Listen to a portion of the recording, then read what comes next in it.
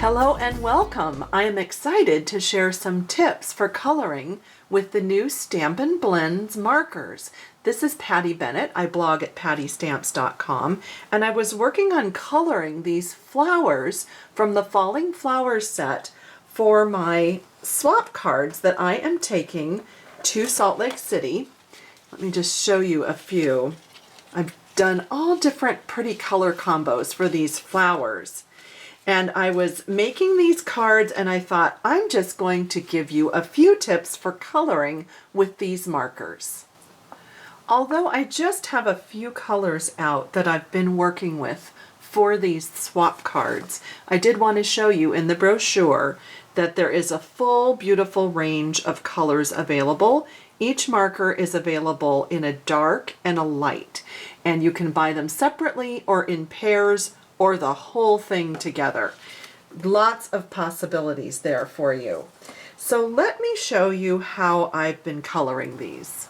My personal preference is just to start with the broad tip. These do have a broad brush tip and a finer tip, and just put down a layer of lighter color. And I'm not going all the way to the edge, a few reasons for that. Then I go in with the darker of the two colors and the fine tip, and I decide where I think there are going to be some shadows or some darker areas.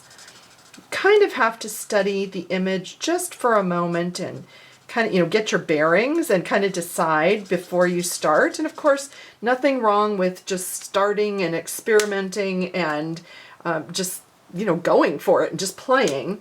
So I did light, then dark. Now I'm going back to the light, and I'm just going to blend that line between the dark and the light.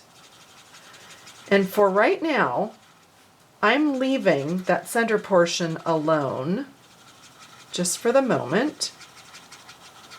Okay, so now I've sort of got that line blended out.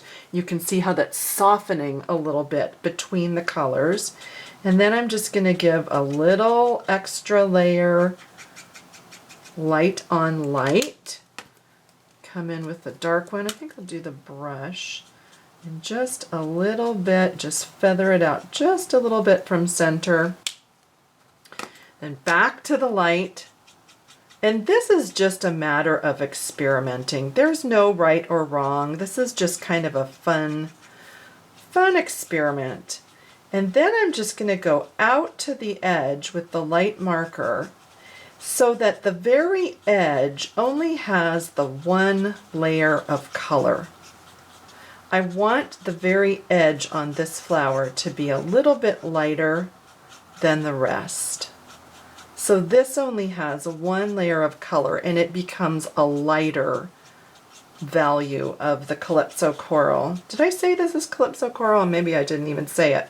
So there you just have some light and dark. If you want to go even darker with those shadow areas, you can take, really, this would work with almost, well, several of the colors. I've done it with the Cherry Cobbler, the Pumpkin Pie, and with this one I'm actually taking the bronze marker, and I'm just going to kind of dot and dab a little extra color right down in those shadow areas. Not a lot. Now just put some in the middle. And you can just kind of let that bleed, and it really deepens that shadow area. If you want to come back with one of the Calypso Corals, you could. I think, let me just try it with the light one. I've done it with both. And just sort of feather in that bronze. I've added that bronze to the Cherry Cobbler one. I've added it to the Daffodil. It's kind of neat just to add that little extra deeper color. Sort of interesting the way that that gives some little extra shadows. So then what I'm going to do with these is to grab my framelit for this set and die cut them. And that's when I put them on the cards. So this is one of the designs I was working on. And then, let me show you the other one. I did the other horizontal orientation instead of vertical, and I did a different designer paper in the background, different greeting, and I did sort of the flowers that were a little more yellow and orange on this one. I added to the blue card since that's sort of a complementary color look, and then on this one I did the more red and the pink. Now let me show you 2 extra fun tips that you can use with your Blends markers. For this card, I liked to pick up this Night of Navy in the paper and the ribbon, the gingham ribbon, and these perfect white accents. So I grabbed my Night of Navy Blends marker, and I used the broad, actually I tried both tips, doesn't matter. I tried the broad tip and I tried the little pointy nib, and either one works. And all I did was color right onto those white perfect accents.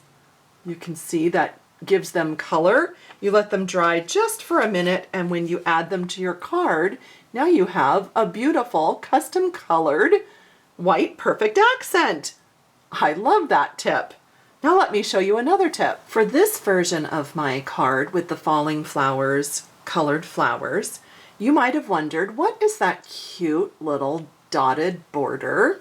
Well, that is actually from the Swirly Snowflakes framelit set. And it's this piece right here. And I just put it on a piece of Flirty Flamingo cardstock and die cut all those little holes, and then I cut on my paper trimmer to make that little strip. So that's what that is, because I thought you might be wondering what that was.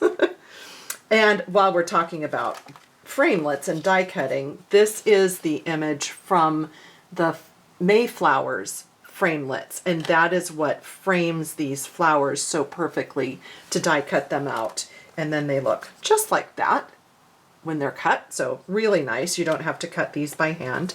But what I wanted to show you was this idea.